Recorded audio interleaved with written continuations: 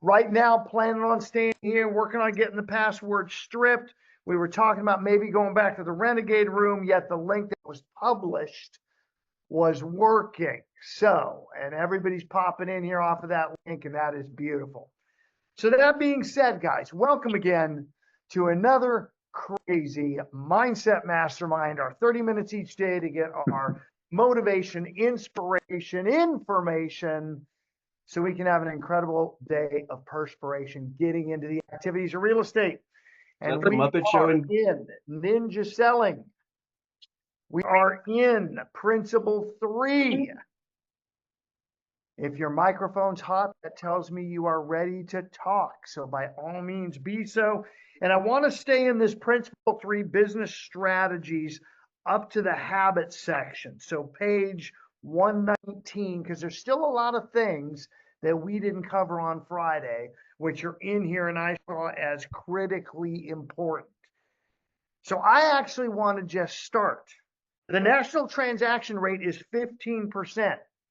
That means 15% of all groups, all ownership groups, there's going to be 15% or 15 transactions in 100 people.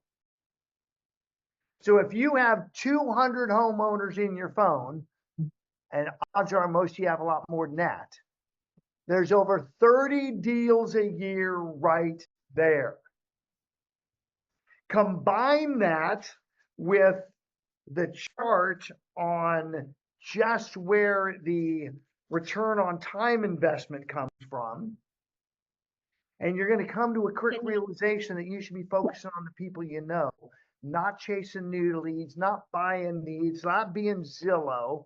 You got more than enough right in your backyard to make this happen.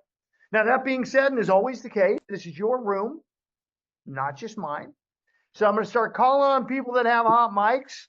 Find out if you're ready to pull some content from this first part of Principle 3 up to the habits. So I'm going to get off here with April. You're always willing to speak. I love that about you. Let's start with you since you always have keen insights, my dear. Thank you. So I wanted to talk about the flow that he talks about, really getting in front of people. It is so important to do that because I like to always think of out of sight, out of mind. If they're not going to see you, you're not going to be brought up in conversation. And I feel like the best way of advertisement is word of mouth. And the best way to do that is always be on their mind, constantly putting your face out there in front of them. Well, the word of mouth is also on that chart on the beginning of 22. That's what referrals are. Word of mouth with a 3-in-2 conversion rate. So you're absolutely right in this issue of flow from the content. He's talking 36 auto flow, automatic built-in touches a year, one every 10 days a month, and then a minimum of 4 live, either voice to voice or face to face and voice to voice, happening every year. So that means a total of 40 touches a year minimum. He even said in here that some of his ninjas are every single week. So let's have a little fun by show of hands on who I can see right now. How many of you touch anybody in your real estate database, other than a spouse or somebody living in your house, a minimum of 40 times a year? Yeah. So here's the fun part. We get to build some stuff there, guys. We get to work together to make that happen this year. So you've got some automation. We've got some systems to build that and help you. And let's make it happen, April. Thanks for bringing that in the room. Celeste, you're up. I don't want to be up. I couldn't figure out how to mute myself, but I do have to add, I was going to keep myself quiet, but when you just asked the question of how many times do you touch your people, I actually was touching my people greater than 40 times a year for different things. Like I had HomeBot, I had a postcard, I had an automated newsletter that was touching my clients. And of course, in all of that, I was also calling people. But, and I hate to say but this is where it comes in. It does cost money. And so you have to really do that red light, green light to say, is this the right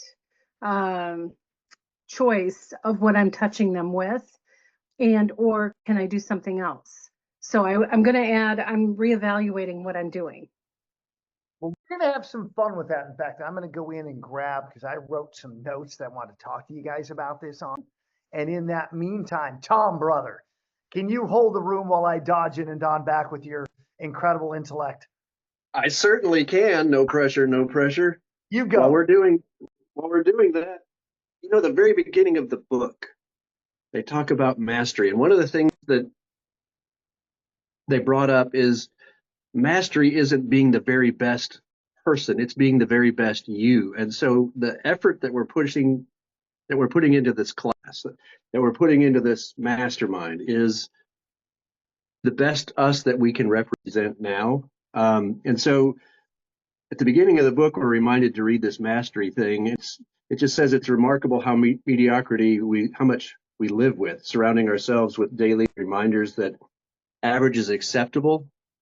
But just when you're striving to just improve yourself one little bit, and you make your theme progress, not perfection, not I want to be like Russ or Don, things become easier on you. Look to improve a little bit. And so I'm really, really leaning into this book. And one thing that I think Celeste just was talking about the expense, but one thing that I have highlighted on 112 is your flow program is not an expense. It's an investment in your friends and your customers and your relationships. So it's all a matter of perspective, but you still do need to do the red light, green light. There's a lot of pressure, Russ. Yeah, no, you did amazing. And you brought good things to tie it together, because you talked about getting into the activities. So I'm going to ask you guys a few questions about activities through the filter of Celeste's cost. How much does Chat GPT cost you? Nothing. Okay, nothing. So with the help of Chat GPT, could we create a specific home maintenance tip for this month in your geographic region? Yes. And how much would that cost you? Nothing. Oh, Could wait a we- minute. No. I'll take that back. It would take you time, Okay, a lot so of time, stop, pause that but right it now. does take time. You said you didn't have the money. Now you're all switching, well, time. If you're making, Celeste, let's have the conversation. Are you having 8 to 10 hours a day of conversations? No. Then you have time. Okay? No, I Now, wasn't referencing me. Let's take this a step further. Could we do the same thing with the newsletter? Absolutely. Let's get to some other things, though. How much does it take you? How much does it cost you time or money to be punctual? Nothing. And how many people showed up here 1, 2, 3 minutes late? See, what I'm really talking about is get the easy stuff right, get the free stuff right first. How much does it take you to be kind, to love on people? What's the cost there? How about to show up? How about to practice and role play your conversations so you get better conversationally? You're a better conversationalist. How much does it cost you to have good manners? How about to follow up, to follow up, to follow up, to follow up? How about to be an optimist, to maintain a positive vibe? How about to speak less and listen more, ask questions? How about to be well-groomed? Just take care of yourself, shave, do your hair, get cleaned up. Lord knows I've fallen out more than once, right? These are the things that if you nail are free and will change the trajectory of your business. Again, right out of the content, some brainstorming by Coach Russ in his journal the day it came up last week. If you're not hearing anything, Hagen, somebody type, turn up your volume. Josh, what do you got, brother? You said you wanted to stop at page 119.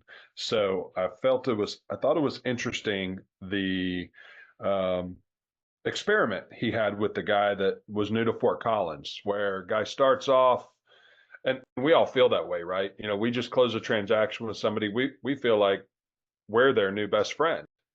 And he just said, you know what? This guy raves about this other agent. I'm going to see if I can change his mind. And so just pretty simple, 8 weeks, notes, cookbooks, nothing too crazy. And now he's completely in flow with another agent, even though he gave a glowing review of, and I think at the end of the story, the interesting part was when he brings back up who his agent was that sold him the house. He didn't remember his buying agent. He remembered the listing agent. It's a good wake up call. Think about that, Josh. On every single transaction, you have the listing. Could you be making the buyer's life amazing? And once it closes, be checking in the buyer on the house, being their best friend, helping them, find out if they need anything because you're the expert on the neighborhood. I guarantee you 9 times out of 10, their agent isn't doing that. You got an opportunity to pick up. Hey, Russ. Josh, your mic is hot, brother. Yeah, Come on so I in. wanted to jump in on that Josh comment, because the #1 agent for Century 21 for many years, I mean, a lot of years, the one thing she would do is she would adopt the buyers of any of her listings. As soon as they moved in and it was legal for her to touch, you know, if it was ethical for her to touch that client, she owned that client. She would even throw them parties. I mean, she would have the welcome parties. I mean, everything that happened after they closed, she owned. So she got both ends of the transaction, got paid for one side, but got both ends of the transaction as far as clients. So I just want you to really be thinking about that, Josh. It's really a simple way. I also wanted to bring to the table, back to Celeste's thing about costs.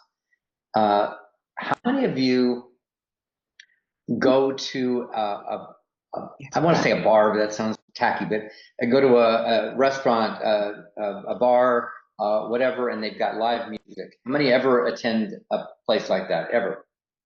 Raise your hands.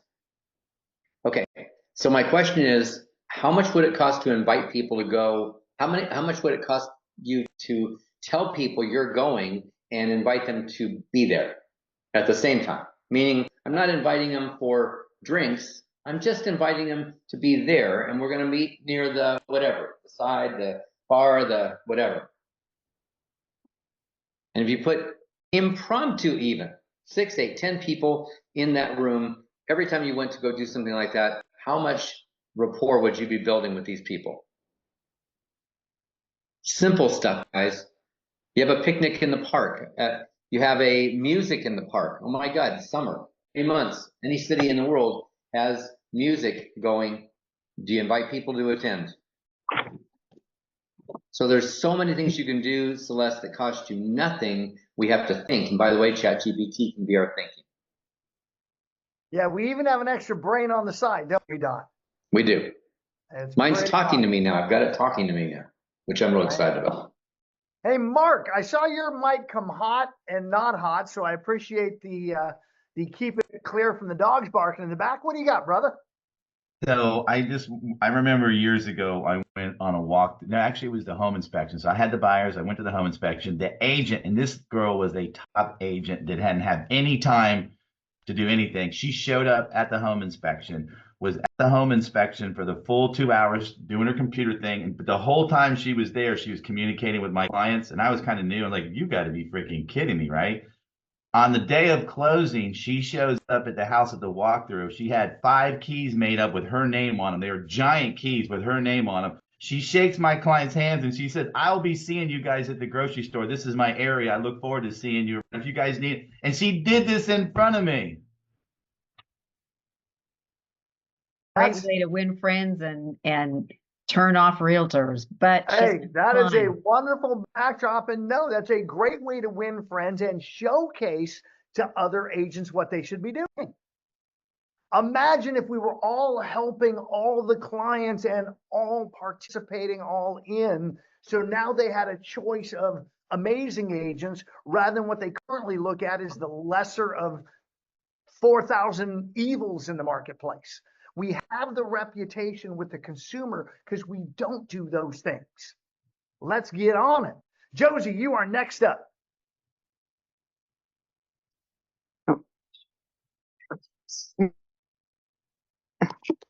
Okay. Okay. Can you hear me? Okay. Yes, All ma'am. right. We got you. Okay. I had some trouble, so I just got in the call, so I have no idea what's going on. But listen to what I just heard from Mark saying about how the agent did all that. I think that's a wonderful way to do that. I would have probably been taken back too, but I like that idea. I'll probably use that one day. Yeah, it's an awesome one, isn't it? Just Yeah. keys again. So many little things we can do along the way. Justin, I saw your mic come hot and off, and then Tom, I saw yours do it, so I may loop back to you because you may have another nugget. Justin, brother, are you still with us? I am still alive. I'm alive.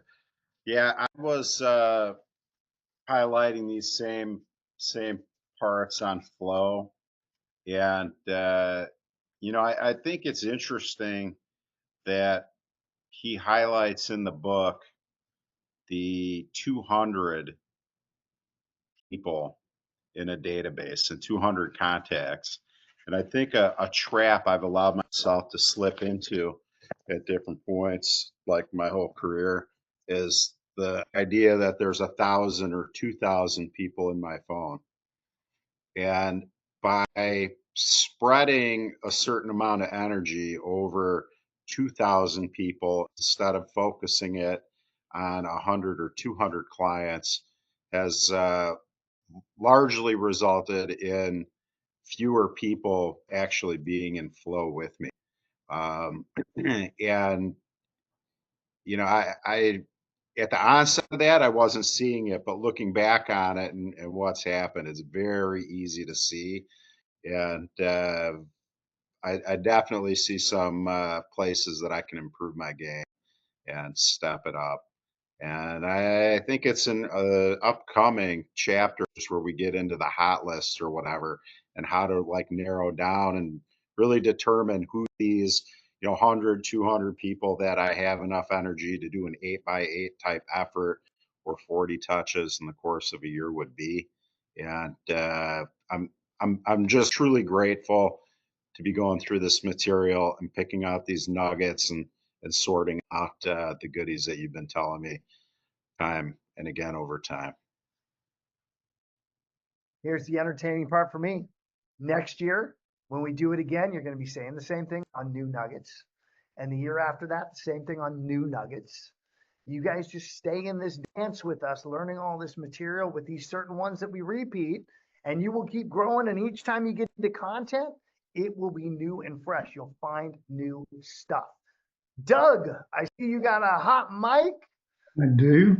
And I see Susan and Tom. I got all three of you. Okay. On page 121, it starts talking about the Ninja daily routine. Number one, show up for work. It's like, so do me a favor, Doug, because 121 is where we're kicking into tomorrow. And I love that you brought it up and you're there. And I'm looking for tomorrow to really hit this habit section. Okay. Awesome. Right. Susan, you're up. Good morning, everybody. I just wanted to ask about back to where the other realtor kind of takes over the client. When is that ethical to do? Well, here's a fun question, Susan. When is a client no longer a contractual client? I guess after the closing. Moment is closed. Now, you said take over. When is it ethical to be in service to everybody in the transaction? During the whole transaction. Thank you. Okay. So if you're coming from a heart of service and you are serving everybody, making sure they're having a great experience, you're helping them with getting set up utilities, whatever ahead of time, you're in service. That's okay. What the other agent thinks about it, that's on them. Tom, you're up. So I'm working on a speech that I've got in March, and the thing is on purpose versus off purpose. And this is just another free thing that you let off with. Limiting distraction. What is distraction? It's the temptation to live off purpose. And so what are you doing that's on purpose? And that's, again, what this morning is, and 2 o'clock's when you can get there, 2 o'clock Central. That's time to be with other people to help you stay on purpose. And there's just so much value in it. Please say it one more time. Distraction is The temptation to live off purpose. So you're either on purpose or, oh yeah, come on in. I got a second. I can help you. I mean, that's, somebody knocks on my door. That's Temptation Island for me. maybe you need to find a new island where the temptations aren't there. I love it. Mark, you got one more nugget and then I'm jumping to Dustin.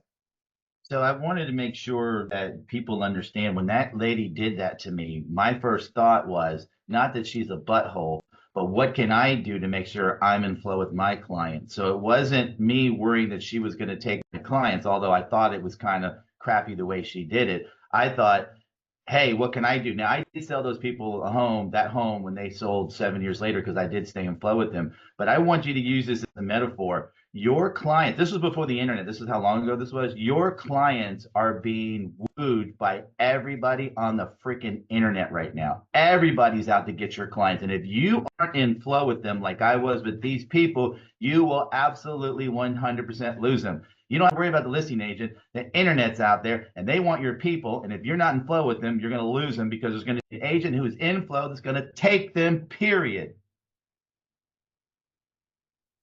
Amen. And the people say amen.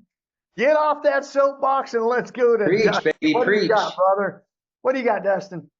Oh my gosh, this is so perfect. But it's he says it himself, right? Larry is like, our clients are not branded cattle. We do not own them. So as an example, guys, one of my coaching members in North in Boston, they absolutely dominate their market. And every single closing, even if they're not on the buy side or the sell side, any closing in their target market, they send a welcome to the neighborhood basket. Even if they had nothing to do with the transaction, and they totally dominate their market because there's all these transaction, specialist realtors that never talk to their clients ever again. So they get like 80% of those clients just because they were paying attention. Pretty ballsy, but Nugget, guys. Awesome flipping nugget right there. Thank you, Dustin. You guys should be grabbing that. Latrice, you're up. Good morning. So to kind of along with, can you hear me? Yes, ma'am. Oh, okay, cool. Good morning. So kind of going along with what we've just been speaking about. So on chapter 23, the beginning of it, it says most realtors believe if they do a great job for their customers, for example, providing fantastic service, those customers will come back to them on their next transaction as well as refer business to them. Nothing could be further from the truth. Believe it or not, doing a great job is a start, but it's not going to get you repeated referral business.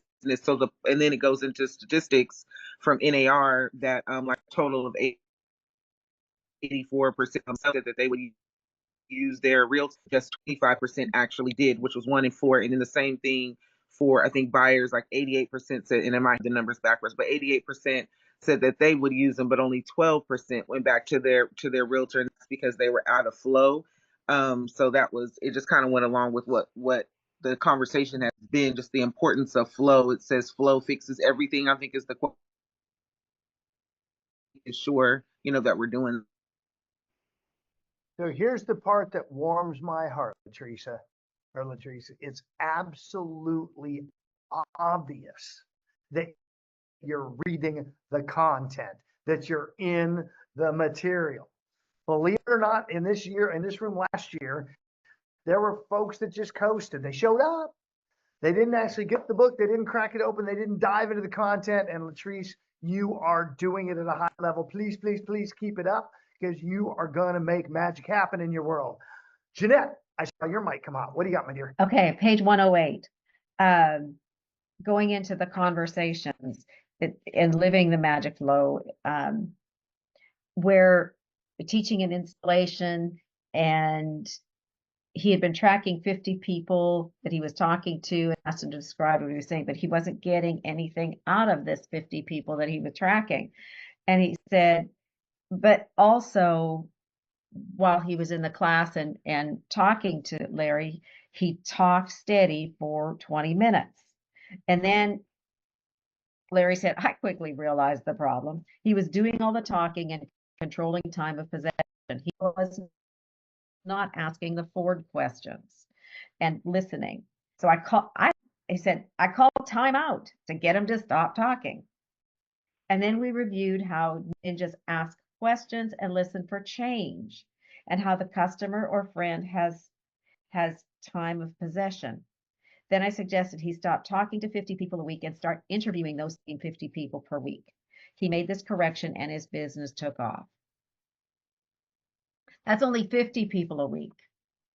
So we're calling and asking, and how are things going? And, family, occupation, recreation, dreams, or whatever of that we have. But we get into flow because we know them.